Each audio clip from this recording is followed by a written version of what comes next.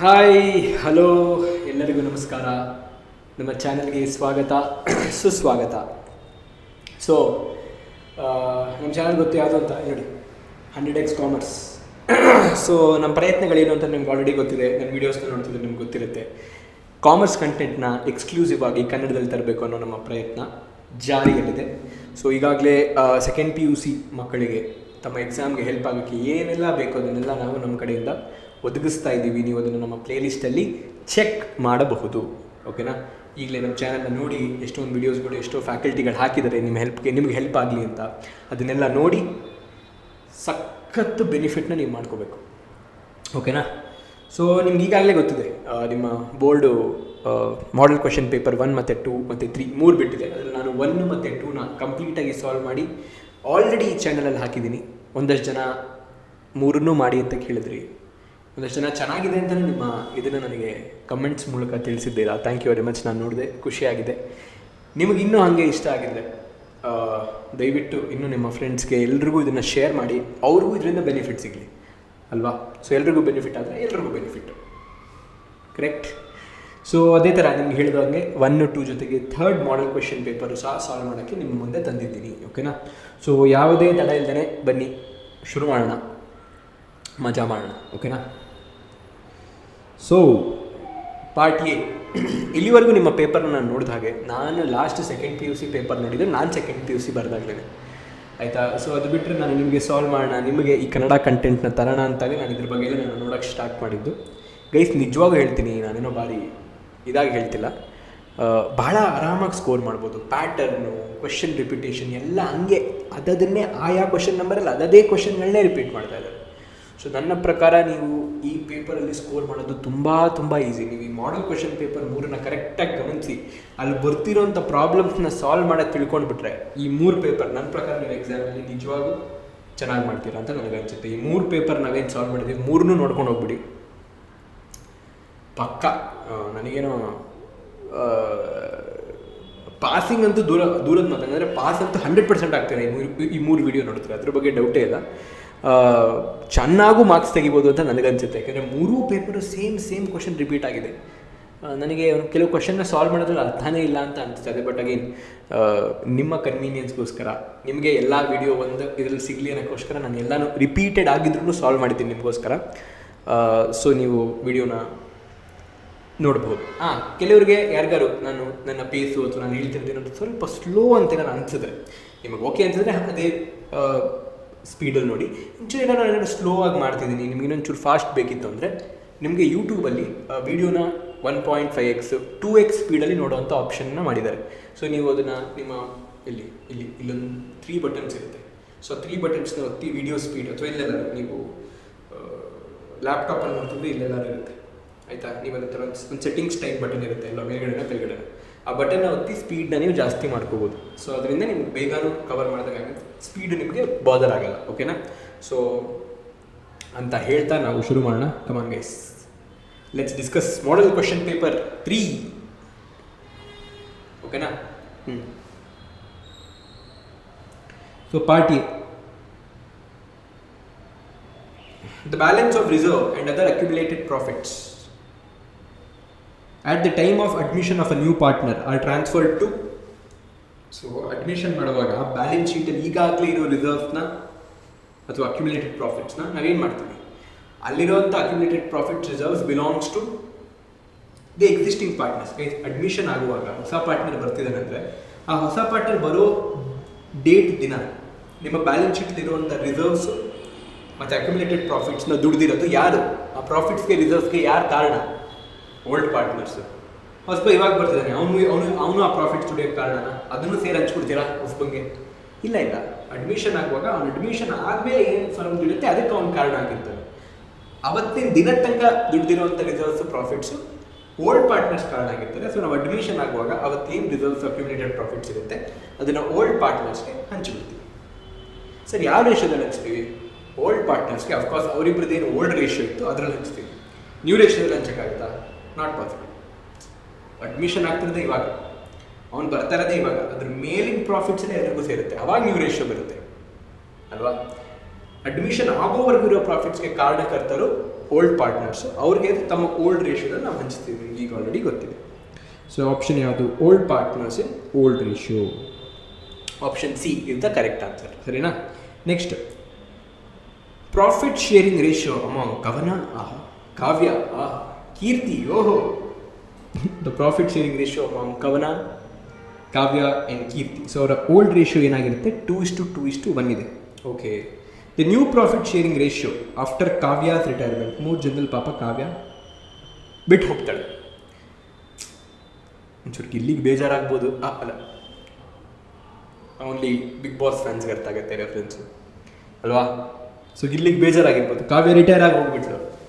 So the new profit sharing ratio after Kavya's retirement has become 3:2.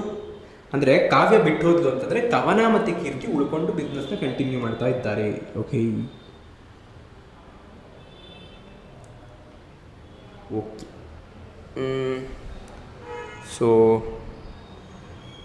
So Kavya retirement ಆದಮೇಲೆ ಕವನ ಕೀರ್ತಿ business ನಡೆಸ್ಕೊಂಡು ಹೋಗ್ತಿದ್ದಾರೆ. So ಅವರಿಬ್ಬರ ನ್ಯೂ ರೇಷಿಯೋ ಬಂದುಬಿಟ್ಟು 3:2. ಸೊ ಗೇನ್ ರೇಷಿಯೋ ಕಂಡುಹಿಡಬೇಕು. First of all gain ratio ಕಾಂಟೆಕ್ಸ್ಟಲ್ಲಿ ಬರುತ್ತಾ? ಹೌದು, ಬಂದೇ ಬರುತ್ತೆ. ಏನಕ್ಕೆ ಬರುತ್ತೆ?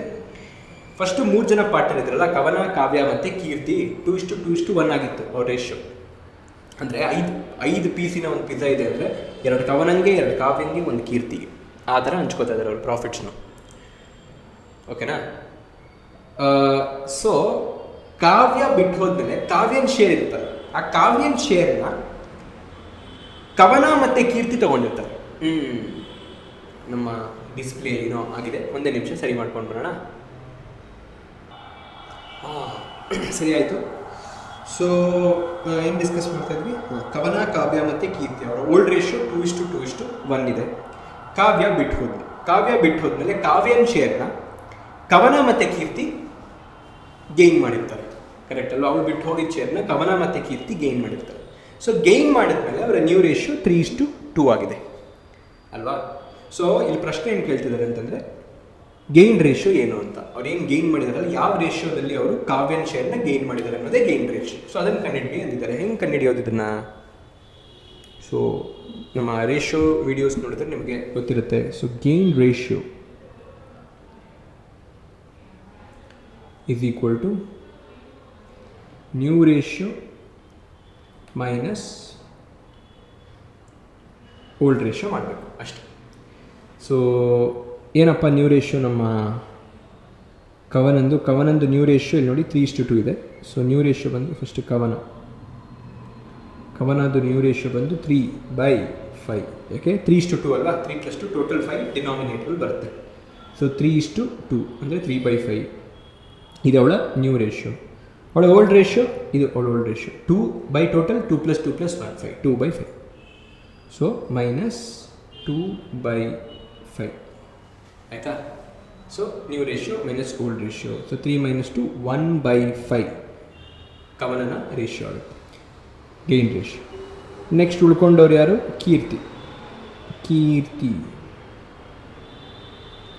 ಕೀರ್ತಿದು ನ್ಯೂ ರೇಷಿಯೋ ಏನು? 3:2 ಅವ್ರ ರೇಷಿಯೋ ಅಂತಂದರೆ ಕೀರ್ತಿದು ಬಂದು 2/5 ಮೈನಸ್ ಅವಳ ಓಲ್ಡ್ ರೇಷಿಯೋ ಬಂದು ಕೀರ್ತಿದು ಓಲ್ಡ್ ರೇಷಿಯೋ ಬಂದು 1/5. ಕರೆಕ್ಟಾ? ಓಲ್ಡ್ ರೇಷಿಯೋ ಬಂದು 1/5. So -1/5. So ಇಲ್ಲೇನಾಯಿತು?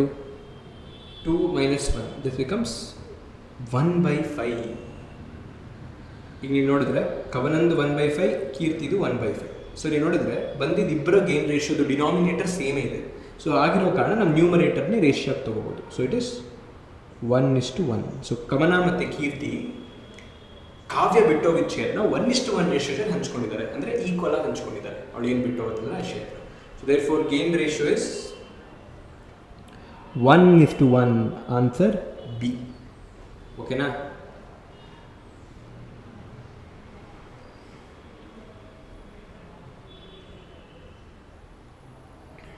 Next, the following journal entry appears in the books of a company.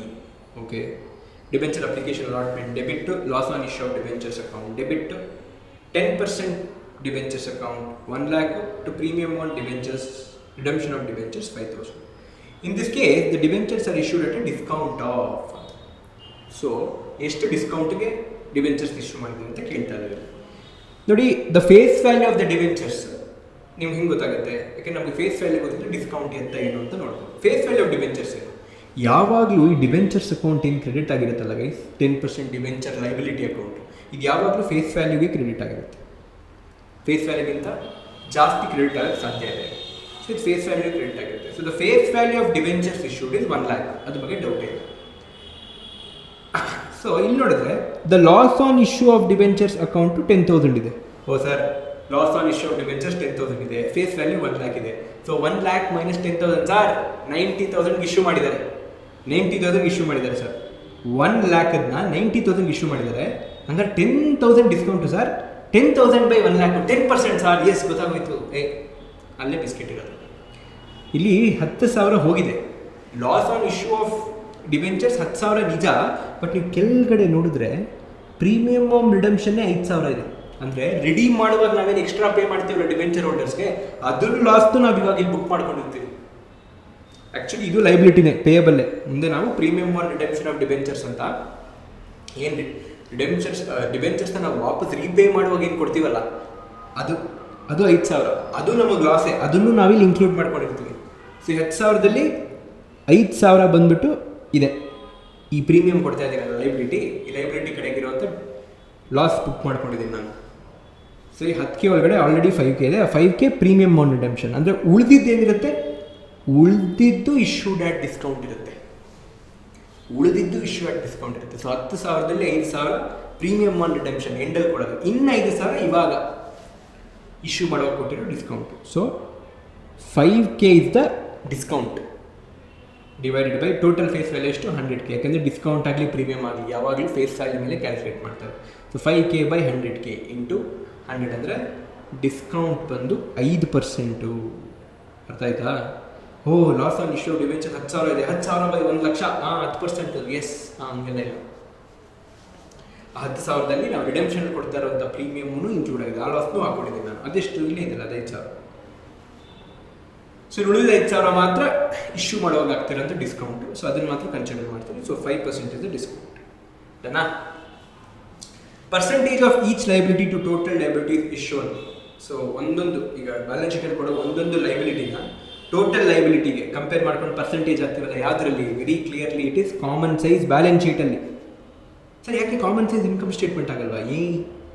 Liability ಬರೋದು ಯಾವುದರಲ್ಲಿ? ಬ್ಯಾಲೆನ್ಸ್ ಶೀಟಲ್ಲಿ. So it is common size balance sheet. Comparatively ಹಿಂದಿನ ಪೀರಿಯಡ್ಗೂ ಈ ಪೀರಿಯಡ್ಗೂ ಎಷ್ಟು ಡಿಫ್ರೆನ್ಸ್ ಆಗಿದೆ ಆ ಪರ್ಸೆಂಟೇಜ್ ಕೊಡ್ತೀವಿ. ಕಾಮನ್ ಸೈಜಲ್ಲಿ ಆ ಐಟಮ್ಗೂ ಟೋಟಲ್ ಕಾಲಮ್ಗೂ ಎಷ್ಟು ಪರ್ಸೆಂಟೇಜ್ ಇದೆ, ಟೋಟಲ್ ಕಾಲಮ್ನ ಎಷ್ಟು ಪರ್ಸೆಂಟೇಜ್ ಆ ಲೈಬಿಲಿಟಿ ಇದೆ ಅಥವಾ ಅಸೆಟ್ ಇದೆ ಅನ್ನೋದು ನಾವು ಕಾಮನ್ ಸೈಜಲ್ಲಿ ಕೊಡ್ತೀವಿ. ಸೊ ಅದಕ್ಕೆ ಈ answer common size balance sheet. ಡನಾ? Okay. SRG company limited extends credit terms of 30 days. ನೀವು ಎಲ್ರಿಗೂ 30 days ಅಂದರೆ ಎಲ್ರಿಗೂ ಅಂದರೆ ಅವ್ರ ಕಸ್ಟಮರ್ಗೆ 30 ದಿನ ಕ್ರೆಡಿಟ್ ಕೊಟ್ಟಿದ್ದಾರೆ. ಅಂದರೆ 30 ದಿನದೊಳಗಡೆ ನೀವು ದುಡ್ಡು ಕೊಟ್ಬಿಡಬೇಕು. It's credit collection would be poor ಅಂದರೆ ಬ್ಯಾಡ್ ಅಲ್ವಾ? Will be poor if it's average collection period was how much? 30 ದಿನ ನಾನು ಕೊಟ್ಟಿದ್ದೀನಿ. ಆಯಿತಾ? ನೀವೆಲ್ಲರೂ 30 ದಿನದ ಒಳಗಡೆ ಕೊಟ್ಟರೆ ನಾನು ಒಳ್ಳೆಯದು. ಆಯಿತಾ? 30 ದಿನದ ಮೇಲೆ ಕೊಟ್ಟರೆ ಕಷ್ಟ. ಸೊ ನೋಡಿ, ಇಲ್ಲಿ ಡಿಫ್ರೆಂಟ್ ಆಪ್ಷನ್ ಇದೆ, ಯಾವ್ದು ಕಷ್ಟ ಅಂತ ನೋಡೋಣ. ಯಾಕೆ ನಾನು ನಿಮಗೆ ಕೊಟ್ಟಿರೋದು 30 ದಿನ ಕ್ರೆಡಿಟ್ ಪೀರಿಯಡ್. ನೀವೆಲ್ಲರೂ ನಂಗೆ 30 ದಿನ ಕೊಟ್ಟರೆ ಗುಡ್, 30 ದಿನದೊಳಗಡೆ ಕೊಟ್ಟರೆ ಬೆಸ್ಟ್, ಗುಡ್. ಅದು 30 ದಿನದಲ್ಲಿ ಕೊಡದೆ ಹೋದರೆ ನನಗೆ ಪ್ರಾಬ್ಲಮ್. ಕರೆಕ್ಟಾ? ಸೊ ಈಗ ನೀವು ನೋಡಿ, ಬಿ ಆಪ್ಷನ್, ಬಿ ಇಂದ ಶುರು ಮಾಡಿ. ಓಕೆನಾ? ಯಾಕೆಂದರೆ ಫಸ್ಟ್ ಒನ್ನೇ ಆನ್ಸರ್, ನಿಂಗೆ ಅಲ್ಲಿಂದ ಸ್ಟಾರ್ಟ್ ಮಾಡಿ. So B1 30 days. ನಾನು ಕೊಟ್ಟಿರೋದು 30 days, ನಾನು ಕೊಟ್ಟಿರೋ ಕ್ರೆಡಿಟ್ ಪೀರಿಯಡ್ 30 days, ನೀವು ನಂಗೆ ಪೇ ಮಾಡ್ತಾ ಇರೋದು 30 days. ಪ್ರಾಬ್ಲಮ್ ಏನಿಲ್ಲ. ನಾನು ಕೊಟ್ಟಿರೋದೇ 30 days, ನೀವು 25 days ಕೊಡ್ತಿದ್ದೀರಾ, ವೆರಿ ಗುಡ್. ನಾನು ಕೊಟ್ಟಿರೋದೇ 30 days, ನೀವು ನಂಗೆ 15 days ಕೊಡ್ತಿದ್ದೀರಾ, ವೆರಿ ವೆರಿ ಗುಡ್. ಅದೇನೋ ಪೂರನಿದೆ ಎಲ್ಲ, ವೆರಿ ಗುಡ್. ನಾನು ನಿಮ್ಗೆ 30 days ಕೊಟ್ಟಿದ್ರೆ ನೀವು ನನಗೆ 36 days ಕೊಡ್ತಾ ಇದ್ದೀರಾ. That is the average collection period. ಅಂದರೆ not good. So therefore answer will be A. ಓಕೆನಾ? A, 36 days. Okay, what? So fill in the blanks by choosing the appropriate answers from those given in the bracket. Bracket ಅಲ್ಲಿ ಕೊಟ್ಟಿರೋ ಆನ್ಸರ್ಗಳಿಂದ ನೀವು ಇದಕ್ಕೆಲ್ಲದಕ್ಕೂ ಉತ್ತರ ಕೊಡಬೇಕು. Okay, ಏನೇನಿದೆ first words ಇದೆ ನೋಡೋಣ, ಆಮೇಲೆ ನಮ್ಗೆ ಆನ್ಸರ್ ಈಸಿಯಾಗಿ ಗೊತ್ತಾಗುತ್ತೆ. ಕ್ಯಾಪಿಟಲ್ ಪ್ರಾಫಿಟ್ ಇದೆ 12 ಅಂತೇನೋ ನಂಬರ್ ಕೊಟ್ಟಿದ್ದಾರೆ ನೋಡಿ, ನಂಬರ್ ಇದೇನೋ ಕ್ಯಾಪಿಟಲ್ ಪ್ರಾಫಿಟ್. ಕಾಂಪ್ಲಿಮೆಂಟ್ರಿ ಅಂತೇನೋ ಕೊಟ್ಟಿದ್ದಾರೆ. Cash inflow, future profit, cash outflow. So ಇಷ್ಟು ವರ್ಡ್ಸ್ ಇದೆ. ಸೊ ಇದು ಹೆಂಗೆ ಯೂಸ್ ಮಾಡೋದು? New profit sharing ratio is required for sharing so ನಾವು ನ್ಯೂ ಪ್ರಾಫಿಟ್ ಶೇರಿಂಗ್ ರೇಷಿಯೋ ಯಾವಾಗ ಕ್ಯಾಲ್ಕುಲೇಟ್ ಮಾಡ್ತೀವಿ? ಯಾರು ಅಡ್ಮಿಷನ್ ಆದಾಗ ಅಥವಾ ರಿಟೈರ್ಮೆಂಟ್ ಆದಾಗ, ಡೆತ್ ಆದಾಗ, ಎಕ್ಸಿಸ್ಟಿಂಗ್ ಇರೋನಿಲ್ಲ ಹೋದ, ಅಥವಾ ಅಡ್ಮಿಷನಲ್ಲಿ ಯಾರೊಬ್ಬ ಬರ್ತಾನೆ, ರಿಟೈರ್ಮೆಂಟ್ ಡೆತ್ತಲ್ಲಿ ಇರೋನು ಯಾರೊಬ್ಬ ಹೋಗ್ತಾನೆ. ಸೊ ಅವಾಗಲೇ ನಾವು ಜನರಲ್ ಆಗಿ ಈ ಓಲ್ಡ್ ರೇಷನ್ ನ್ಯೂ ರೇಷನ್ ಎಲ್ಲ ಕ್ಯಾಲ್ಕುಲೇಟ್ ಮಾಡ್ತೀವಿ. ನ್ಯೂ ರೇಷನ್ ಕ್ಯಾಲ್ಕುಲೇಟ್ ಮಾಡ್ತೀವಿ ಇವ್ನು ಹೋದವನು ಹೊಂಟಾದ್ಮೇಲೆ ಅಥವಾ ಬರೋನು ಬಂದಾದ್ಮೇಲೆ ಮುಂದೆ ನಾವೇನು ಪ್ರಾಫಿಟ್ಸ್ನ ಅರ್ನ್ ಮಾಡ್ತೀವಿ ಅದನ್ನ ಹೆಂಗೆ ಹಂಚ್ಕೋತೀವಿ ಅನ್ನೋದೇ new profit sharing ratio. Correct ಅಲ್ವಾ? ಸೊ ಹಂಗಾದ್ರೆ new profit sharing ratio is required for sharing future profits. So ಮುಂದೆ ಬರುವಂಥ, ಅಂದರೆ ಇವತ್ತು ಅಡ್ಮಿಷನ್ ಡೆತ್ ಏನಾರು ಆಯಿತು ಅಂದಮೇಲೆ ಇದಾದ್ಮೇಲೆ ಬರೋ ಫ್ಯೂಚರ್ ಪ್ರಾಫಿಟ್ಸ್ನ ಉಳಿದವ್ರು ಹೆಂಗೆ ಹಂಚ್ಕೊಳ್ಳೋದು, ಅದಕ್ಕೆ ತಾನೇ NPSR ನಾವು ಕ್ಯಾಲ್ಕುಲೇಟ್ ಮಾಡ್ತೀವಿ. Therefore it is future profits. ಆಯಿತಾ? Capital reserve is created out of, ಸರಿ, ಎಲ್ಲ ಥರದ ಕ್ಯಾಪಿಟಲ್ ನೇಚರ್ ಪ್ರಾಫಿಟ್ಸ್ಗಳು ಕ್ಯಾಪಿಟಲ್ ರಿಸರ್ವ್ಗೆ ಹೋಗುತ್ತೆ. ಓಕೆನಾ? So it is capital profits.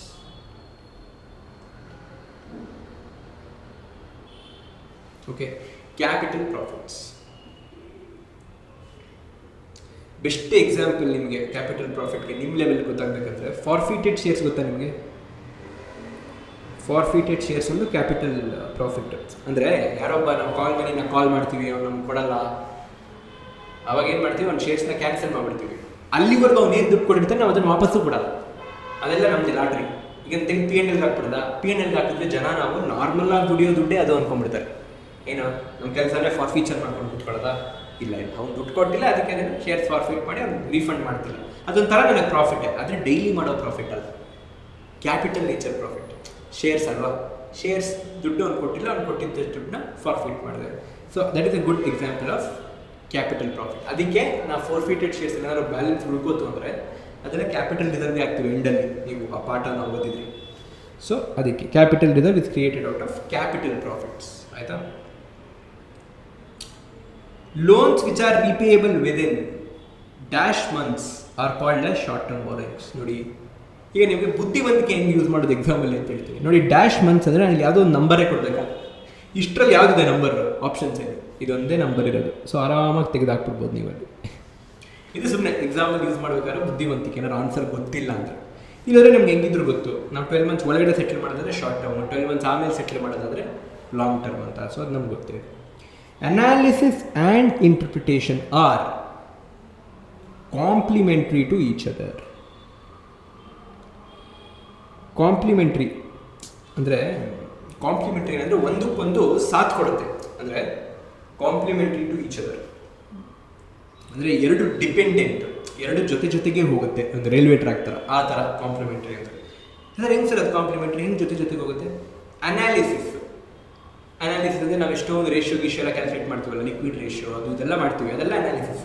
ಅಥವಾ ಈ ಕಂಪ್ಯಾರಿಟಿವ್ ಏನೋ ಮಾಡ್ತೀವಿ, ಕಾಮನ್ ಸೈಜ್ ಏನೋ ಮಾಡ್ತೀವಿ, ಎಷ್ಟು ಪರ್ಸೆಂಟೇಜ್ ಅಂತ ಮಾಡ್ತೀವಿ, ಅದು ಅನಾಲಿಸಿಸ್. ಆದರೆ ಎಷ್ಟು ಪರ್ಸೆಂಟ್ ಆ ಡೇಟಾಯಿಂದ ನಾವೇನು ಡಿಸಿಷನ್ ತೊಗೋತೀವಿ ಅದು ಇಂಟರ್ಪ್ರಿಟೇಷನ್ ಆಗುತ್ತೆ. ಆಯಿತಾ? ಈಗ ನಾನು common size balance sheet prepare ಮಾಡ್ತಿದ್ದೀನಿ ಅಂದರೆ ಪ್ರತಿಯೊಂದು ಲೈಬಿಲಿಟಿ ಟೋಟಲ್ ಲೈಬಿಲಿಟಿ ಕಂಪೇರ್ ಮಾಡಿದ್ರೆ ಎಷ್ಟು ಪರ್ಸೆಂಟೇಜ್ ಇದೆ ಅಂತೆಲ್ಲ ಕ್ಯಾಲ್ಕುಲೇಟ್ ಮಾಡ್ತೀನಿ, ಅದು ನನ್ನ ಅನಾಲಿಸಿಸ್ ಆಯಿತು. ಆಯಿತಾ?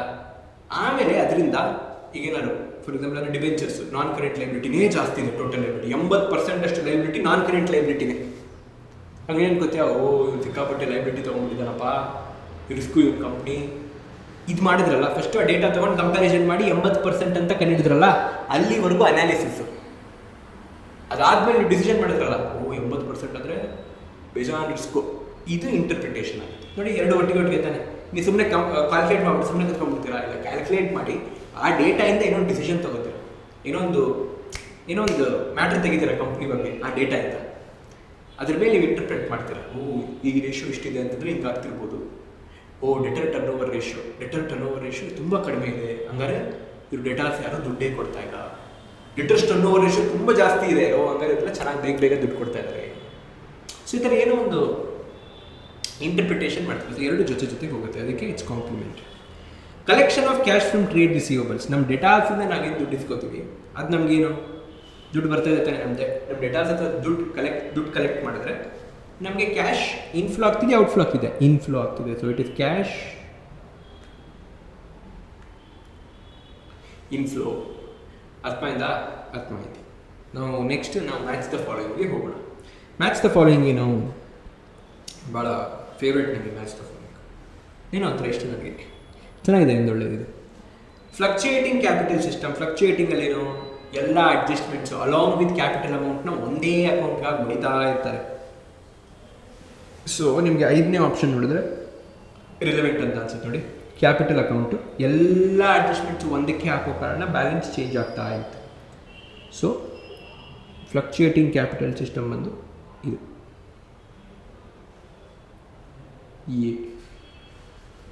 Executors account generally death of a partner ಕೇಸಲ್ಲಿ ಬರುತ್ತೆ. ಇದು ಎಷ್ಟೊಂದ್ಸಲಿ ಮಾಡಿಬಿಟ್ಟಿದ್ದೀವಿ, ನಮ್ಮ ಪ್ರೀವಿಯಸ್ ಪೇಪರ್ಸಲ್ಲೂ ಮಾಡಿಬಿಟ್ಟಿದ್ದೀವಿ. ಎಕ್ಸಿಕ್ಯೂಟರ್ ಅಕೌಂಟ್ ಪ್ರಿಪೇರ್ ಮಾಡಿದೆ ಡೆತ್ ಕೇಸಲ್ಲಿ. So death of a partner. Assets taken over by partner. ನೀವು ರಿಯಲೈಸೇಷನ್ ಅಕೌಂಟ್ ಅಥವಾ ಡಿಸಲ್ಯೂಷನ್ ಆಫ್ ದ ಫರ್ಮ್ ಮಾಡುವಾಗ ನಿಮ್ಗೆ ಗೊತ್ತಿದ್ರೆ, ಪಾರ್ಟ್ನರ್ಸ್ ಯಾವ್ದಾರು ಅಸೆಟ್ನ ಟೇಕ್ ಓವರ್ ಮಾಡಿದ್ರೆ ನಾವು ಪಾಸ್ ಮಾಡೋ entry partners capital account debit to realisation account. So capital account credit balance ಇದೆ, ಡಿಕ್ರೀಸ್ ಆಗಬೇಕಾದ್ರೆ ಡೆಬಿಟ್ ಆಗುತ್ತೆ. ಸೊ ನಾನೇನು ಮಾಡ್ತಿದ್ದೀನಿ ಎಂಟ್ರಿಲಿ partners capital account debit to realisation, capital ಅಕೌಂಟ್ನ ಡೆಬಿಟ್ ಮಾಡ್ತಾ ಇದ್ದೀನಿ. ಅಂದರೆ ಫರ್ಮ್ ಪಾರ್ಟ್ನರ್ ಕೊಡಬೇಕಾಗ್ತಿರುವಂಥ ಲೈಬಿಲಿಟಿ ಕಡಿಮೆ ಆಗ್ತಾ ಇದೆ. ಯಾಕೆ? ಅವನ ಅಸೆಟ್ನ ತೊಗೊಂಡೋಗ್ತಾ ಇದ್ದಾನೆ, ಅವನೇ ಅಸೆಟ್ ತೊಗೊಂಡೋಗ್ತಾ ಇದ್ದಾನೆ ಅಂದಮೇಲೆ ನಾನು ಅವ್ನಿಗೆ ಕೊಡಬೇಕಾಗಿರೋ ನನ್ನ ಅಸೆಟ್ ನಾನು ತೊಗೊಂಡೋಗ್ತಾ ಇದ್ದಾನೆ ಅಂದಮೇಲೆ ಫರ್ಮ್ ಅಸೆಟ್ನ ಅವನಿಗೆ ನಾನು ಕೊಡಬೇಕಾಗಿರೋ ಬ್ಯಾಲೆನ್ಸ್ ಕಡಿಮೆ ಆಗುತ್ತಲ್ವ, ಅದಕ್ಕೆ ಪಾರ್ಟ್ನರ್ಸ್ ಕ್ಯಾಪಿಟಲ್ನ ಡೆಬಿಟ್ ಮಾಡ್ತಾ ಇದ್ದೀವಿ. ಸೊ ಇದೇ correct. C long term borrowings. So debentures ಇತ್ತಾನೆ ಲಾಂಗ್ ಟರ್ಮ್, ಇನ್ನು ಶಾರ್ಟ್ ಟರ್ಮಿಗೆ ಡಿವೆಂಚರ್ಸ್ ಎತ್ತೀವ ಇಲ್ಲ. ಇಂಟ್ರೆಸ್ಟ್ ಪೇಯ್ಡ್ ಮಾಡಿದ್ದು ನಾವು ಇವಾಗ ಫಿನಾನ್ಷಿಯಲ್ ಆಪ್ರೇಟಿಂಗ ಆಯಿತಾ. ನಾವು ಇಂಟ್ರೆಸ್ಟ್ ಪೇ ಮಾಡೋದು ಫಿನಾನ್ಷಿಯಲ್ ಎಕ್ಸ್ಪೆನ್ಸ್ ಆಯಿತಾ. ನಾವು ಲೋನ್ ತೊಗೊಂಡಿರೋದಕ್ಕೆ ಇಂಟ್ರೆಸ್ಟ್ ಪೇ ಮಾಡ್ತಾ ಇರ್ತೀವಿ ತಾನೆ. So loan financing activity. So interest ಅದಕ್ಕೆ ಪೇ ಮಾಡೋದು ಸಹ financing. It comes under financial expenses. ಓಕೆನಾ. ಸೊ ಮ್ಯಾಚ್ ದ ಫಾಲೋಯಿಂಗ್ ಖತಮ್. ಓಕೆ, ನೆಕ್ಸ್ಟ್ 4th ಇದು. Answer the following questions in one word or one sentence each. State any one content of partnership deed. Partnership ಡೀಡಲ್ಲಿ ಏನೇನೋ ಇರುತ್ತೆ ಅಂತ ಒಂದು content ಆರಾಮಾಗಿ ಹೇಳ್ಬೋದು. ಏನೇನಿರುತ್ತೆ ಪಾರ್ಟ್ನರ್ಶಿಪ್ ಡೀಡಲ್ಲಿ? Name of the partners, address of the partners, their profit sharing ratio ಇರುತ್ತೆ. ಪಾರ್ಟ್ನರ್ಸ್ಗೆ ಇಂಟ್ರೆಸ್ಟ್ ಆನ್ ಕ್ಯಾಪಿಟಲ್ ಕೊಡೋದಾದರೆ ಎಷ್ಟು %, ಇಂಟ್ರೆಸ್ಟ್ ಆನ್ ಡ್ರಾಯಿಂಗ್ಸ್ ತೊಗೊಳೋದಾದರೆ ಎಷ್ಟು %, ಅವ್ರು ಏನು ಬಿಸ್ನೆಸ್ ಮಾಡಬೇಕು ಅಂತಿದ್ದಾರೆ, ಒಬ್ಬೊಬ್ಬ ಪಾರ್ಟ್ನರ್ ಮತ್ತು ಅವರೆಲ್ಲ ರೆಸ್ಪಾನ್ಸಿಬಿಲಿಟಿಗಳೇನು, ಈ ಥರ ಎಷ್ಟೊಂದು ಬರುತ್ತೆ ಪಾರ್ಟ್ನರ್ಶಿಪ್ ಡೀಟೇಲಿ. ನೀವು ಅದನ್ನು ನೋಡ್ಬೋದು. ಅದರಲ್ಲಿ ಯಾವ್ದಾದ್ರು ಒಂದಂತಂದರೆ ನಾನು ಪ್ರಾಫಿಟ್ ಶೇರಿಂಗ್ ರೇಷಿಯೋನ ಡಿಸ್ಕಸ್ ಮಾಡಿರ್ತಾರೆ, ರೋಲ್ಸ್ ಆ್ಯಂಡ್ ರೆಸ್ಪಾನ್ಸಿಬಿಲಿಟೀಸ್ ಆಫ್ ಪಾರ್ಟ್ನರ್ಸ್ನ ಹಾಕಿರ್ತಾರೆ. ಸೊ ನಾನು ಇವೆರಡನ್ನು ಹಾಕಿರ್ತೀನಿ ಸೇಫ್ಟಿಗೆ. ಓಕೆನಾ. ಪಾರ್ಟ್ನರ್ಶಿಪ್ ಡೀಡ್ ಗೊತ್ತಲ್ಲ, ಪಾರ್ಟ್ನರ್ಶಿಪ್ ಬಿಸ್ನೆಸ್ನ ಸ್ಟಾರ್ಟ್ ಮಾಡೋಕ್ಕೆ ಮುಂಚೆ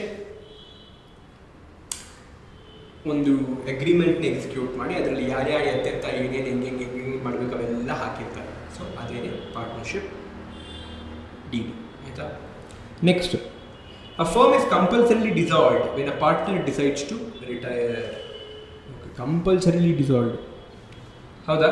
ರಿಟೈರ್ ಆದರೆ ಕಂಪಲ್ಸರಿ ಡಿಸಲ್ಯೂಷನ್ ಆಗುತ್ತಾ? ಏನಾಗುತ್ತೆ? ಇಟ್ಸ್ ವೆರಿ ಕ್ಲಿಯರ್ಲಿ ಫಾಲ್ಸ್ ಆಯಿತಾ. ಕಂಪಲ್ಸರಿ ಡಿಸಲ್ಯೂಷನ್ ಯಾವಾಗ ಆಗುತ್ತೆ ಅಂದರೆ 3 ಕೇಸ್ಗಳಲ್ಲಿ ಕಂಪಲ್ಸರಿ ಡಿಸಲ್ಯೂಷನ್ ಆಗುತ್ತೆ. ಯಾವ್ಯಾವ ಕೇಸ್ ಅದು? ಮೊದಲನೇದು, when all the partners are all but one partners become insolvent. ಈಗ ಪಾರ್ಟ್ನರ್ಸ್ ಇನ್ಸಾಲ್ವೆಂಟ್ ಆದಾಗ ಕಂಪಲ್ಸರಿ ಡಿಸಾಲ್ವ್ ಆಗುತ್ತೆ. ಅಥವಾ ಬಿಸ್ನೆಸ್ ನಾವು ಮಾಡ್ತಿರೋ ಬಿಸ್ನೆಸ್ ಇಲ್ಲೀಗಲ್ ಅಂತ ಗೊತ್ತಾಯಿತು ಅಂದರೆ ಅದು ಕಂಪಲ್ಸರಿ ಫರ್ಮ್ ಡಿಸಾಲ್ವ್ ಆಗಬೇಕು. ಅಥವಾ ನಾವು ಮಾಡ್ತಿರೋವಂಥ ಏನೋ ಒಂದು ಇವೆಂಟ್ ಆಗುತ್ತೆ, ಆಗ ನಾವು ಮಾಡ್ತಿರೋವಂಥ ಈ ಒಂದು ನಮ್ಮ ಅರೇಂಜ್ಮೆಂಟ್ ಏನಿದೆ ಅದೇ ಅನ್ಲಾಫುಲ್ ಆಗಿಬಿಡುತ್ತೆ ಆಯಿತಾ. ಅನ್ಲಾಫುಲ್. ಸೊ ಈ 3 ಕೇಸಲ್ಲಿ ನಾವು ಕಂಪಲ್ಸರಿ ಡಿಸಲ್ಯೂಷನ್ ಮಾಡ್ತೀವಿ. ಯಾವಾಗ?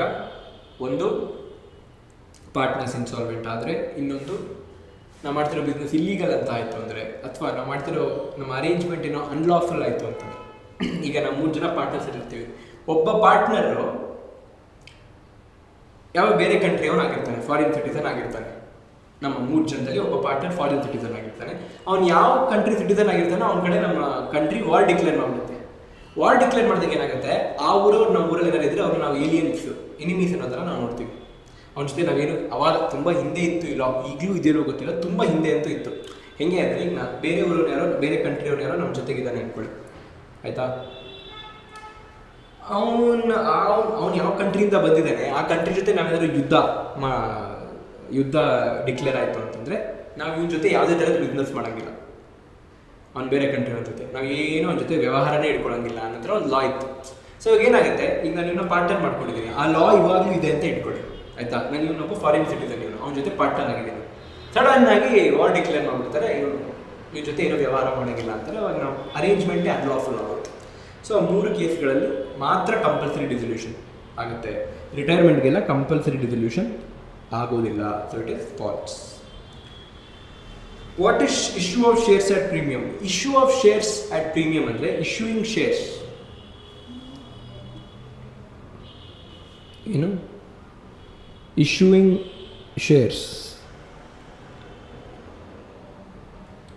at a price more than face value is called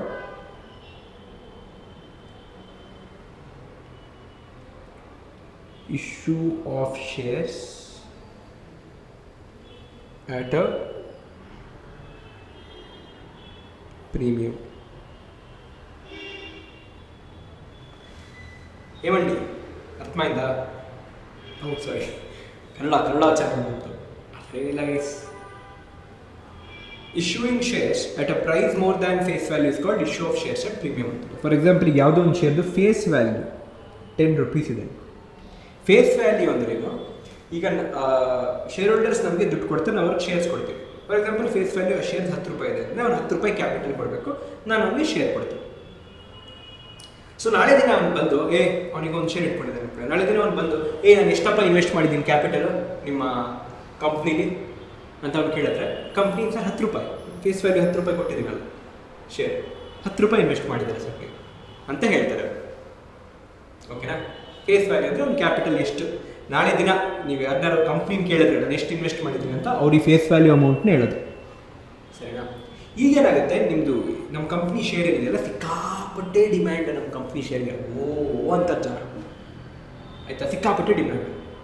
so ಅದ್ರ ಹತ್ರ ಒಂದೇ ಶೇರ್ ಇರುತ್ತೆ ಕೊಡೋಕ್ಕೆ, ಜನ ಎಷ್ಟು ಜನ ಬರ್ತಾರೆ ಸರ್ ನಮಗೆ ಕೊಡಿ ಅಂತ. ಅವಾಗ ಏನಾಗುತ್ತೆ, ಡಿಮ್ಯಾಂಡ್ ಜಾಸ್ತಿ ಆಯಿತು. ಡಿಮ್ಯಾಂಡ್ ಆದಾಗ ಪ್ರಾಡಕ್ಟ್ ಪ್ರೈಸ್ ಜಾಸ್ತಿ ಆಗುತ್ತೆ, ಎಲ್ಲರೂ ದುಡ್ಡು ಕೊಡೋಕೆ ರೆಡಿ ಇರ್ತಾರೆ. ಯಾರಿಗೆ ಕೊಡ್ತೀರಾ? ನಾನು ಅವಾಗ ಹೇಳ್ತೀನಿ, ಯಾರು ಜಾಸ್ತಿ ದುಡ್ಡು ಕೊಡ್ತೀರೋ ಅವ್ರಿಗೆ ಕೊಡ್ತೀನಿ ಅಂತ. ಹಾಗೆ ಎಲ್ಲರೂ ಸಿಕ್ಕಾಪಟ್ಟೆ ಜಾಸ್ತಿ ದುಡ್ಡು ಕೊಡೋಕೆ ರೆಡಿ ಆಗಿರ್ತಾರೆ. ಬಿಡ್ಡಿಂಗ್ ಆಕ್ಷನ್ ಥರ ಆಗ್ಬಿಡುತ್ತೆ. ಕರೆಕ್ಟಾ? ಆವಾಗ ಏನು ಮಾಡ್ತಾರೆ ಜನ, ಹಂಗೆಲ್ಲ ಫುಲ್ ಡಿಮ್ಯಾಂಡ್ ಆಗಿ ಒಂದು ಪ್ರೈಸ್ಗೆ ವ್ಯಾಲ್ಯೂಯೇಷನ್ನು ಒಂದು 100 ರೂಪಾಯಿ ಬಂದುಬಿಟ್ಟಿರುತ್ತೆ. ಒಂದು share which has the face value of 10 is issued at 100 because of the demand of the company. ಅಂದರೆ ಎಷ್ಟು ಎಕ್ಸ್ಟ್ರಾ 90 ರೂಪಾಯಿ ಎಕ್ಸ್ಟ್ರಾ ಕಲೆಕ್ಟ್ ಮಾಡ್ತಾರೆ. ಸೊ ನೀವು 100 ರೂಪಾಯಿ ಕೊಡ್ತಾರೆ ನನಗೆ, ನಾನು 100 ರೂಪಾಯಿ ಇಸ್ಕೊಂಡ್ಬಿಟ್ಟು ಅವ್ರಿಗೆ ಶೇರ್ ಕೊಡ್ತೀನಿ. ಈಗ ನಾಳೆ ದಿನ ಈ ಶೇರ್ ಹೋಲ್ಡರ್ ಬಂದು ಕೇಳ್ತಾನೆ, ಎಷ್ಟಪ್ಪ, ಎಷ್ಟು ನಮ್ಮದು ಇನ್ವೆಸ್ಟ್ಮೆಂಟು, ಎಷ್ಟು ನಮ್ಮದು ಕ್ಯಾಪಿಟಲ್ ಅಂತ ಕೇಳಿದ್ರೆ ನಾನೇನು ಹೇಳ್ತೀನಿ ಗೊತ್ತಾ, ಸರ್ 10 ರೂಪಾಯಿ ಅಂತೀನಿ. 100 ರೂಪಾಯಿ ಕೊಟ್ಟಿಲ್ಲ ಸರ್, 100 ರೂಪಾಯಿ ನನ್ನ ಡಿಮ್ಯಾಂಡ್ಗೆ ಸರ್, ನಮ್ಮ ಡಿಮ್ಯಾಂಡ್ ಆಗಿದೆ ಮಾರ್ಕೆಟಲ್ಲಿ 90 ರೂಪಾಯಿ ನನ್ನ ಡಿಮ್ಯಾಂಡ್ ಕೊಟ್ಟಿದ್ರು, ಅದು ನಂದು, ಅದು ಸೆಕ್ಯೂರಿಟೀಸ್ ಪ್ರೀಮಿಯಮ್ ಅಂತ ಅದು ಒಂದು ಕ್ಯಾಪಿಟಲ್ ಪ್ರಾಫಿಟ್. ಆ್ಯಕ್ಚುಲಿ ನೀವು ನೋಡೋಕ್ಕೋದು ಸೆಕ್ಯೂರಿಟೀಸ್ ಪ್ರೀಮಿಯಮ್ ಒಂಥರದ ಕ್ಯಾಪಿಟಲ್ ರಿಸರ್ವ್. ಓಕೆನಾ? ಸೊ ಸರ್, ಅದು 90 ರೂಪಾಯಿ ಇದೆ, ಅದನ್ನು ಡೈಲಿ ಪ್ರಾಫಿಟಾ, ಅದು ಒಂಥರ ಕ್ಯಾಪಿಟಲ್ ಪ್ರಾಫಿಟ್, ಅದನ್ನು ತೆಗೆದು ಕ್ಯಾಪಿಟಲ್ ರಿಸರ್ವ್ ಹಾಕಿರ್ತೀವಿ. ಸೊ ಸರ್ 90 ರೂಪಾಯಿ ನಂದು, ನನಗೆ ಕೊಡೋಲ್ಲ, ನೀವು ನನ್ನ ಕ್ಯಾಪಿಟಲ್ 10 ರೂಪಾಯಿ ಸರ್, ನಾಳೆ ನಿಮಗೆ ನಾನು ವಾಪಸ್ ಕೊಡೋ ಪ್ರಸಂಗ ಬಂದರೆ ನಾನು ಕೊಡೋಕ್ಕಾಗೋದು 10 ರೂಪಾಯಿ ಮಾತ್ರ. ಇನ್ನು 90 ರೂಪಾಯಿ ನೀವು ನಂಗೆ ಅವತ್ತು ಡಿಮ್ಯಾಂಡ್ ಕೊಟ್ಟಿದ್ದೀರ, ಅವೆಲ್ಲ ವಾಪಸ್ ಕೊಡೋಕ್ಕಾಗಲ್ಲ, ಬಾಯ್, ಅದು ನನ್ನ ಪ್ರಾಫಿಟ್ ಅಂತ ಹೇಳುತ್ತೆ. ಸೊ ಆ 90 ರೂಪಾಯಿ ಇಸ್ ದ ಸೆಕ್ಯೂರಿಟೀಸ್ ಪ್ರೀಮಿಯಮ್ ಅಂತೀವಿ ನಾವು, ಆಯಿತಾ? ಸೊ ಶೇರ್ಸ್ನ ಯಾವಾಗ ಫೇಸ್ ವ್ಯಾಲ್ಯೂಗಿಂತ ಜಾಸ್ತಿಗೆ ಇಶ್ಯೂ ಮಾಡಲಾಗುತ್ತೆ ಆವಾಗ issue of shares at premium ಅಂತ ಹೇಳ್ತಾರೆ. ಅರ್ಥ ಆಯ್ತಾ friends? Super. Next,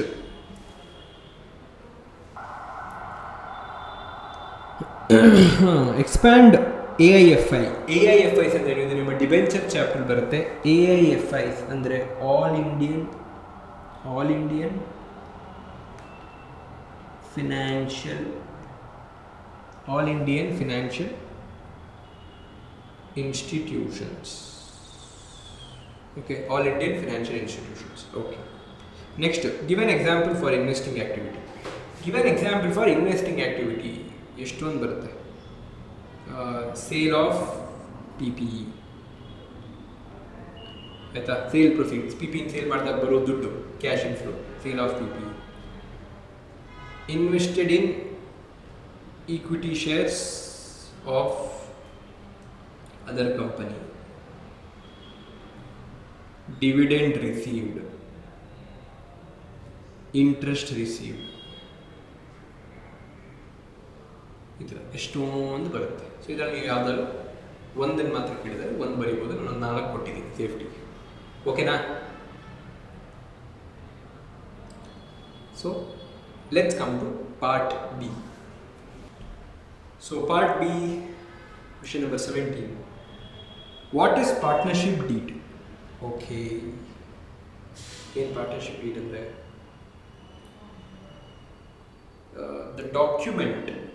the document which contains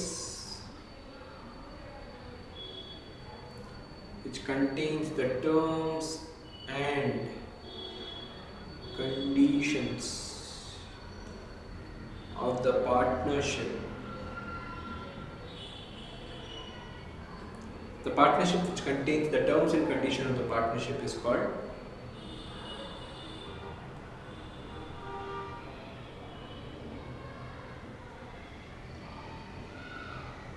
partnership deed. ಆಯ್ತಾ? The document which contains the terms and conditions of the partnership is called partnership deed.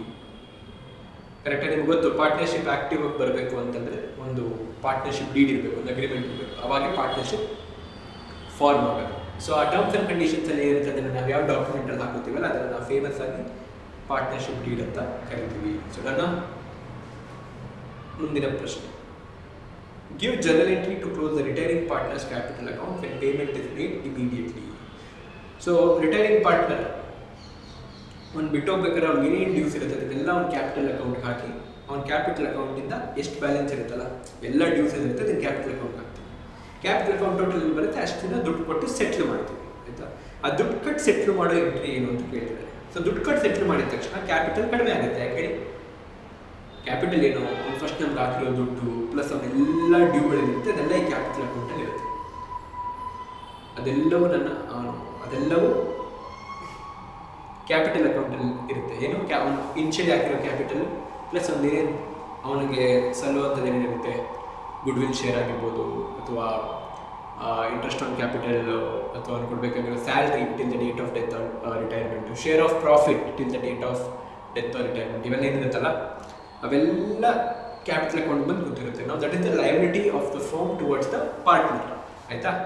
So ನಾನು ದುಡ್ಡು pay of ಮಾಡಿದಾಗ ಏನಾಗುತ್ತೆ, liability full ಕಡಿಮೆ ಆಗುತ್ತೆ, ಕ್ಯಾಪಿಟಲ್ ಆ ಲಯಬಿಲಿಟಿ ಕಡಿಮೆ ಆಗ್ತದೆ. Capital decreasing, you have to debit it. So capital account debit. ಎಷ್ಟಪ್ಪ ಡೆಬಿಟ್? ಒಂದಿಷ್ಟು ಬ್ಯಾಲೆನ್ಸ್ ಇರುತ್ತೋ ಅಷ್ಟು ಡೆಬಿಟ್ ಟು, ಸಿನ್ಸ್ ನಾನು ಸೆಟ್ಲ್ ಮಾಡ್ತಿರೋ ಕಾರಣ ನನ್ನ ಬ್ಯಾಂಕ್ ಅಥವಾ ಕ್ಯಾಶ್ ಕಡಿಮೆ ಆಗುತ್ತೆ. So bank or cash is an asset, decreasing credit. So bank or cash account is decreasing credit.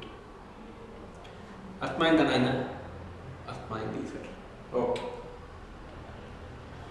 So capital account debit to bank or cash account. So ಇದೇ journal entry being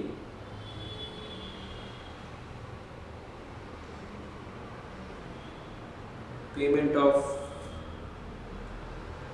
balance in capital account to dash partner owing to retirement ಆಗಿದ್ದ ಕಾರಣ ಆ dash ಅನ್ನೋ ಪಾರ್ಟ್ನರ್ಗೆ ನಾವು ಕೊಟ್ಟಿದ್ದೀವಿ ಅಂತ ಬರ್ತಿದ್ದೀವಿ. ಅಥವಾ ನಿಮಗೆ ಏನು ಸರಿ ಅನಿಸುತ್ತೆ, ನಿಮಗೆ ಬೇಸಿಕ್ ನರೇಷನ್ ಅಂದ್ರೇನು, ಟ್ರಾನ್ಸಾಕ್ಷನ್ನ ಇನ್ಫಾರ್ಮೇಷನ್ ಇದೆ, ಅದು ಅವ್ನಿಗೆ ಈಸಿಯಾಗಿ ಅರ್ಥ ಆಗಬೇಕು ಓದೋರಿಗೆ. ಸೊ ಅದೊಂದು ಉದ್ದೇಶ. ನೀವು ಅರ್ಥ ಆಗೋದ್ರೆ ಹೆಂಗೆ ಕಮ್ಯುನಿಕೇಟ್ ಮಾಡೋಕ್ಕಾಗುತ್ತೆ ಅಂದರೆ ಹಾಗೆ ಕಮ್ಯುನಿಕೇಟ್ ಮಾಡಿ ಬರೀರಿ. ವಾಕ್ಯ. ಸೊ 18th ಆಯಿತು. 19th, list out any 2 categories of share capital. ಅದ್ರ ಬಗ್ಗೆ ಡೌಟೇ ಇಲ್ಲ. ಹೇಳಿ, 2 categories ಆಫ್ ಶೇರ್ ಕ್ಯಾಪಿಟಲ್ ಚಿಕ್ಕ ಮಕ್ಕಳಿದ್ದಾಗಿಂದ ಇದನ್ನು ಕಲಿತಾರೆ. ಏನಿದು? ಒಂದು ಈಕ್ವಿಟಿ ಶೇರ್ ಕ್ಯಾಪಿಟಲ್, ಇನ್ನೊಂದು ಈಕ್ವಿಟಿ ಶೇರ್ ಕ್ಯಾಪಿಟಲ್, ಇನ್ನೊಂದು preference share capital. So these are the 2 types of capital. Okay na? So there are 2 types of capital. Next, under which heads do you show the following items in balance sheet? Building ಬಂದ್ಬಿಟ್ಟು non current assets ಆಯ್ತಾ. ನಾನ್ current assets ಅದ್ರ ಕೆಳಗಡೆ PPE ಅಂತ ಬರುತ್ತೆ, ಅದ್ರ ಒಳಗಡೆ buildings ಬರುತ್ತೆ. ನಾನು telling it as per schedule 3. Unclaimed dividend ಬಂದು ಅಂದರೆ ಕ್ಲೇಮೇ ಮಾಡಿಲ್ದಿರೋ ಡಿವಿಡೆಂಡ್ ನಾವು ಶೇರ್ ಹೋಲ್ಡರ್ಸ್ ಕೊಡಬೇಕು. ಕೆಲವರು ಬಂದು ಕ್ಲೇಮೇ ಮಾಡಲ್ಲ ದುಡ್ಡನ್ನ, ನಮ್ಮ ಹತ್ರನೇ ಇರುತ್ತೆ. ಸೊ ಅದನ್ನು ನಾವು ಅದರ್ ಕರೆಂಟ್ ಲೈಬಿಲಿಟೀಸ್, ಸೊ ಅದನ್ನು ನಾವು ಮೇನ್ ಹೆಡ್ ಬಂದು ಕರೆಂಟ್ ಲೈಬಿಲಿಟೀಸ್, ಅದ್ರ ಒಳಗಡೆ ಅದರ್ ಕರೆಂಟ್ ಲೈಬಿಲಿಟೀಸ್ ಅನ್ನೋ ಕ್ಲಾಸಿಫಿಕೇಶನ್ ಒಳಗಡೆ ತೋರಿಸ್ತೀವಿ. Done. 21. Write any 2 objectives of preparing cash flow. So 2 objectives of preparing cash flow statement ಅಂದರೆ ಒಂದು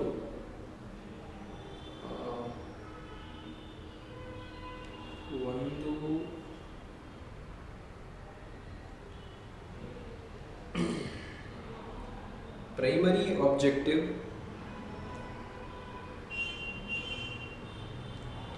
of preparing cash flow statement is providing useful information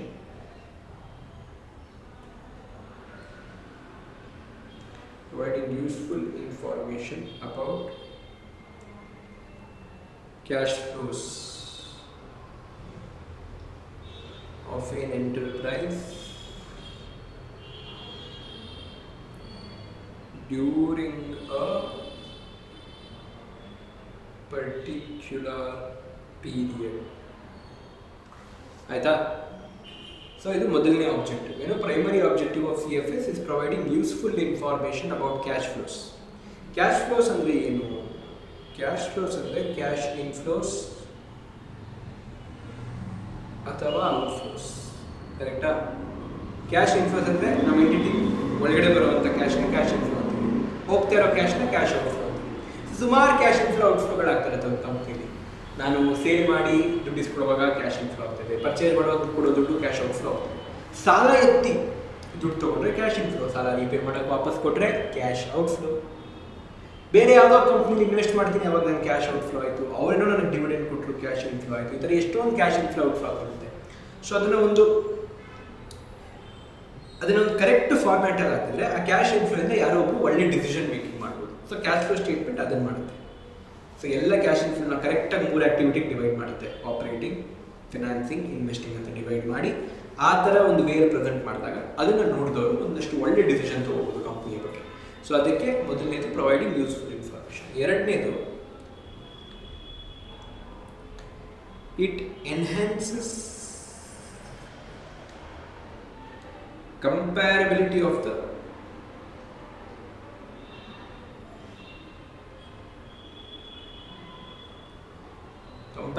the performance of the entity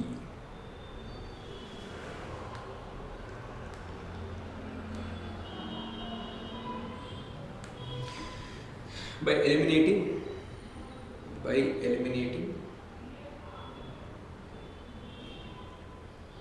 the effects of using different accounting treatments,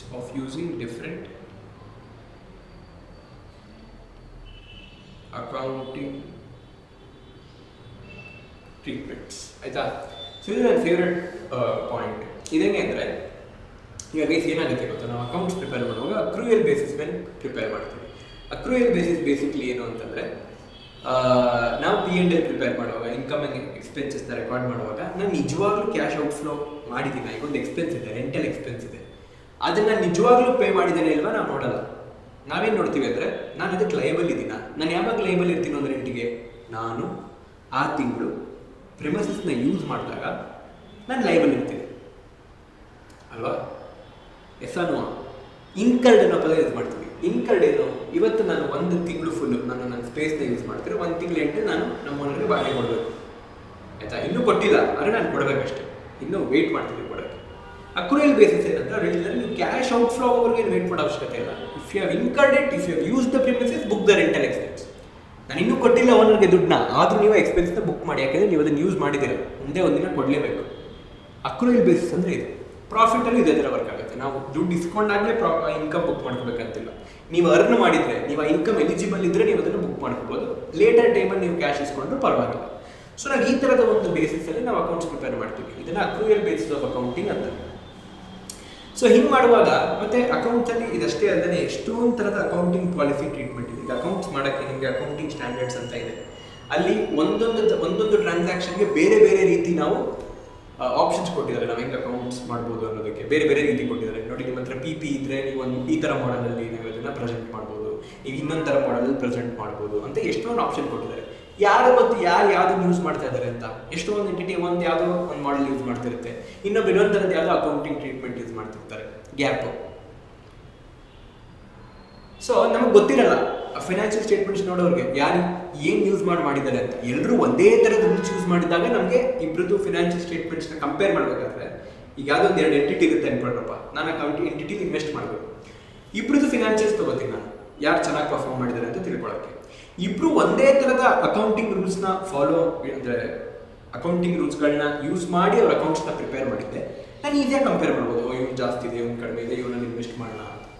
ಇವನೇ ಒಂದು rule ಅವ್ರಿಬ್ಬರನ್ನ comparing ಮಾಡೋಕ್ಕಾಗುತ್ತೆ? ಆಗಲ್ಲ, ಸ್ವಲ್ಪ ಕಷ್ಟ ಆಗುತ್ತೆ. ಯಾಕಂದರೆ ಒಂದೊಂದು ಥರದ ಅಕೌಂಟಿಂಗ್ ಟ್ರೀಟ್ಮೆಂಟ್ಗಳಿವೆ, ಯಾರ್ಯಾರು ಬೇಕು ಅವರು ಅದನ್ನು ಯೂಸ್ ಮಾಡ್ಬೋದು. ಆದರೆ ಕ್ಯಾಶ್ ಫ್ಲೋ ಈ ಟೈಮಲ್ಲಿ ಏನು ಮಾಡುತ್ತೆ? ಕ್ಯಾಶ್ ಫ್ಲೋನೇ ತೋರಿಸುತ್ತೆ. ಕ್ಯಾಶ್ ಬಂದಿದ್ರೆ ಮಾತ್ರ ಕ್ಯಾಶ್ ಇನ್ಫ್ಲೋ ಅಂತ ತೋರಿಸುತ್ತೆ, ಕ್ಯಾಶ್ ಹೋಗಿದ್ರೆ ಮಾತ್ರ ಔಟ್ಫ್ಲೋ ಅಂತ ತೋರಿಸುತ್ತೆ. ಅಕ್ರೂಯಲ್ ಥರ ಅಲ್ಲ, ಬರ್ದನೆ ಬುಕ್ ಮಾಡ್ಕೊಳ್ಳೋದು, ಹೋಗ್ದನೆ ಬುಕ್ ಮಾಡ್ಕೊಳ್ಳೋದು ಇವೆಲ್ಲ ಇಲ್ಲ. ಬಂದ್ರೇನೆ ಬುಕ್ಕು, ಹೋದ್ರೇನೆ book. Actual cash inflow, actual cash outflow. So ಇವಾಗ ಒಂದು ಕಡೆ ನಾವು P&L ಎಲ್ಲ ನೋಡಿದಾಗ ಅವ್ರು ಸಾವಿರಾರು ಅಕೌಂಟಿಂಗ್ ಟ್ರೀಟ್ಮೆಂಟ್ಸ್ ಯೂಸ್ ಮಾಡಿರ್ತಾರೆ, ನಮಗೆ ಕಂಪೇರ್ ಮಾಡೋಕ್ಕೆ ಕಷ್ಟ ಆಗ್ಬಿಡುತ್ತೆ. ಅದೇ ಕ್ಯಾಶ್ ಫ್ಲೋ ಇನ್ಫ್ಲೋ ಆಗಿದ್ರೆ ಮಾತ್ರ ಇನ್ಫ್ಲೋ ಅಂತ ತೋರಿಸಿರುತ್ತೆ. ಸೊ ನಮಗೆ ಕಂಪೇರ್ ಮಾಡೋಕ್ಕೆ ಒಂದು ರಿಲಯನ್ಸ್ ಅಲ್ವಾ, ಬಿಡಪ್ಪ ಅವ್ನು P&L ಏನೇನು ಹಾಕೊಂಡು ಯೂಸ್ ಮಾಡಿರ್ತಾರೆ, ಕ್ಯಾಶ್ ಇನ್ಫ್ಲೋ ಅಂತ ಇಷ್ಟು ಕ್ಯಾಶ್ ಬಂದಿದೆ, ಇಷ್ಟು ಕ್ಯಾಶ್ ಹೋಗಿದೆ ಅಂತ ಹೇಳ್ತಾರೆ. ಸೊ ಅದರಿಂದ ಒಂದು ಡಿಸಿಷನ್ ತೊಗೋಬೋದು, ಕಂಪ್ಯಾರಿಸನ್ ಒಂದಿಷ್ಟು ಈಸಿ ಆಗುತ್ತೆ. ಕರೆಕ್ಟಾ? ಸೊ ಅದಕ್ಕೆ ಹೇಳ್ತಿದ್ದಾರೆ, the cash flow statement enhances comparability by eliminating the effects of different treatments. ಒಂದೇ ಟ್ರಾನ್ಸಾಕ್ಷನ್ಗೆ 1000 ಟ್ರೀಟ್ಮೆಂಟು, 1000 ಇಲ್ಲ, ಸ್ವಲ್ಪ ಎಕ್ಸಾಜರೇಟ್ ಮಾಡಿದೆ, ಒಂದು ಜಾಸ್ತಿ ಮೋರ್ ದ್ಯಾನ್ 1 ಟ್ರೀಟ್ಮೆಂಟ್ಸ್ ಇದ್ದಾಗ ಆ ಕಂಪ್ನಿ ಯಾವ ಟ್ರೀಟ್ಮೆಂಟ್ ಯೂಸ್ ಮಾಡಿದೆ ನಮ್ಗೆ ಗೊತ್ತಿಲ್ಲ. ಸೊ ಅವಾಗ ಕಂಪ್ಯಾರಿಸನ್ ಕಷ್ಟ ಆಗುತ್ತೆ ಎರಡು ಎಂಟಿಟಿದು ಫಿನಾನ್ಷಿಯಲ್ಸ್ನ. ಅದೇ ಕ್ಯಾಶ್ ಫ್ಲೋ ಯಾವಾಗಲೂ ಇನ್ಫ್ಲೋ ಅಂತ ತೋರಿಸುತ್ತೆ, ಔಟ್ಫ್ಲೋ ಅಂತ ತೋರಿಸುತ್ತೆ. ಸೊ ಅದರಿಂದ ನಾವು ಕಂಪ್ಯಾರಿಸನ್ ಮಾಡೋದು ಈಸಿ ಆಗುತ್ತೆ, ಆ ಪ್ರಾಬ್ಲಮ್ ಬರಲ್ಲ ಅನ್ನೋದು ಇನ್ನೊಂದು point, which is a nice point, ನಿಮ್ಗೆ ಭಾಳ ಇಷ್ಟ ಆಗುತ್ತೆ. ಸೊ ಈ ಎರಡನ್ನ ನೀವು ಆಬ್ಜೆಕ್ಟಿವ್ಸ್ ಅಂತ ಬರೀಬೋದು. ಡನ್. ಸೊ ನೀವು ಇದ್ರ ಫೋಟೋ ಏನಾದರೂ ತೊಗೊಳೋದಾದ್ರೆ ತೊಗೋಬೋದು, the screenshot. Done. So part B ಮುಗಿದಿದೆ.